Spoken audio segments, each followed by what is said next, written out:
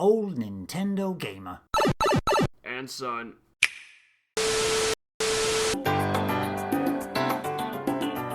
I'm talking about an older one here. There's a game I picked up, compilation of games in a single game that I picked up. But I picked it. It's Namco Museum, but I picked it up when it was, ridiculously cheap on the eShop, and it goes ridiculously cheap. But this was one of the, I think it was like over a year ago now, maybe in like an old Halloween sale or whatever. They packed in Pac-Man Ultimate, the Championship Edition with it, and it was like about £4 with both of them. It's never dropped to that price again with Pac-Man added in. But I'm going to leave Pac-Man out because it is a separate title. And when you load the game up, Namco Museum, it basically goes into this kind of split screen. Do you want to go into Namco Museum or do you want to go into the Pac-Man game? They're two separate things. So I'm just going to focus completely on Namco Museum and the 11 games that are contained within.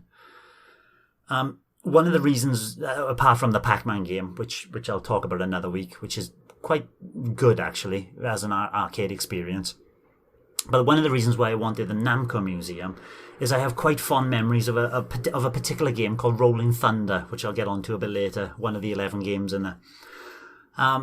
So I'm going to speak about this in in different ways. First of all, what the package is and what they kind of give you. So yes, there's 11 games all packed in. And when you load the Namco Museum up, everything, if you're playing in handheld, it is beautiful. Every game you play through is really sharp on the screen. It looks far better than I remember them actually looking in the arcade, or at least what I remember them in the arcade, which is a good thing because obviously they haven't aged well. Some of these are really, really old. But they look fantastic in handheld, as if they've had some work done to them, and on the TV, yes, they've blown up a little bit and it's not quite as nice, but they're still looking nice. This package also offers online rankings for every single game. And these online rankings give you challenges. There's this kind of little challenge mode. So it'll say, finish the first level in this amount of time. And there's an online ranking for it. So they've added on these online rankings and all these little extra challenges into these classic games. The only thing that's kind of missing then is there's no friend leaderboards. It's just an online leaderboard for the world. But at least you can kind of see how you kind of stack up. And quite fortunately on a couple of them, there's not many people playing them, so you can get quite high on the rankings and look better than you actually are. And a lot of the games, if you remember from the arcades as well, were, the screen was rotated into Tate mode.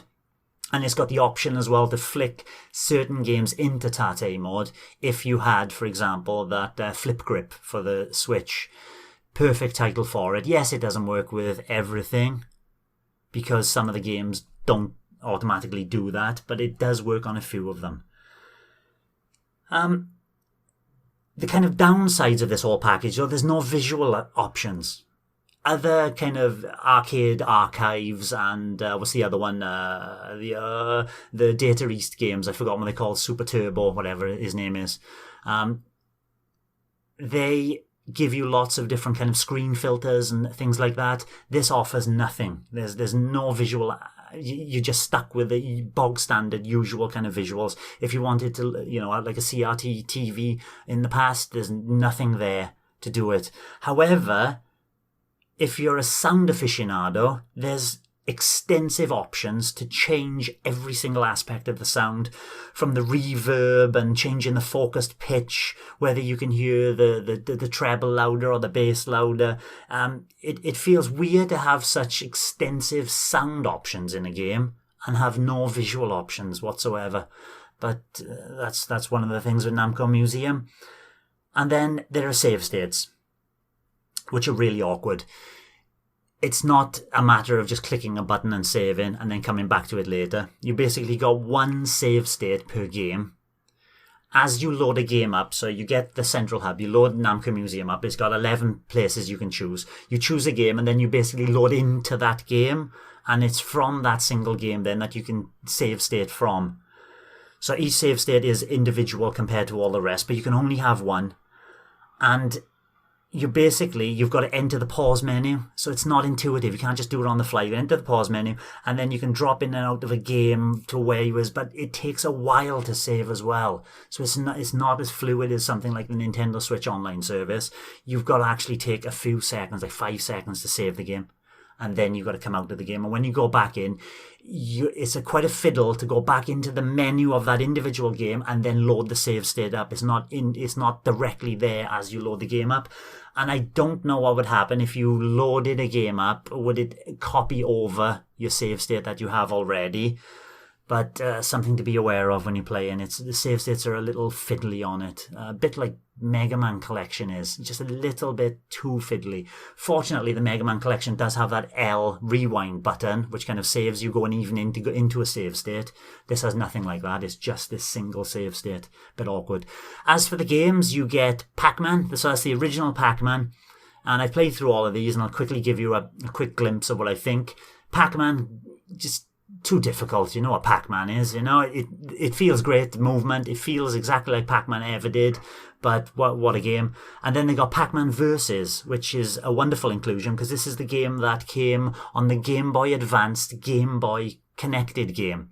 So you'd have it on the GameCube, the GameCube, and then you'd have a Game Boy Advance to play as the additional ghosts that chase Pac-Man down. Now, unfortunately on the Switch, if you're playing this as a single-player experience, you are Pac-Man, and the ghosts are chasing you down.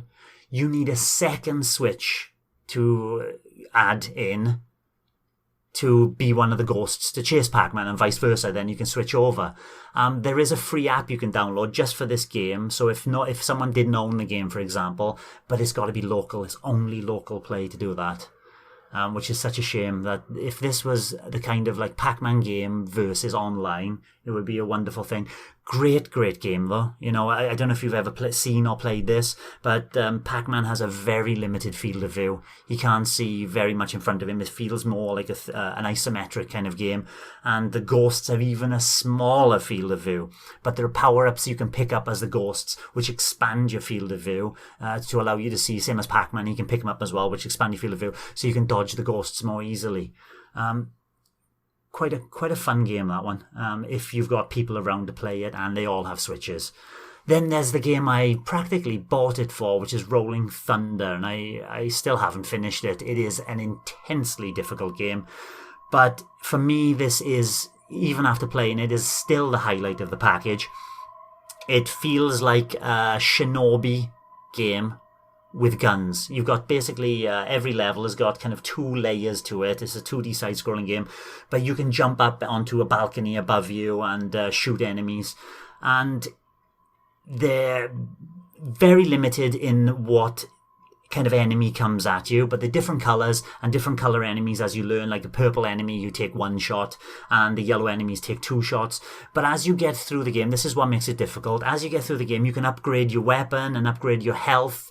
But if you die, you won't go back to the beginning of the level. You go to the recent checkpoint without your upgraded weapons. You lose everything, which makes it essential that you kind of beat the game in a single run without losing a single life. And because of the way the save states work on this Namco Museum collection, makes it all the more difficult to actually get through the game. Yes, wonderful for purists, but I would like to see the end of the game, and I'm very unlikely to do that.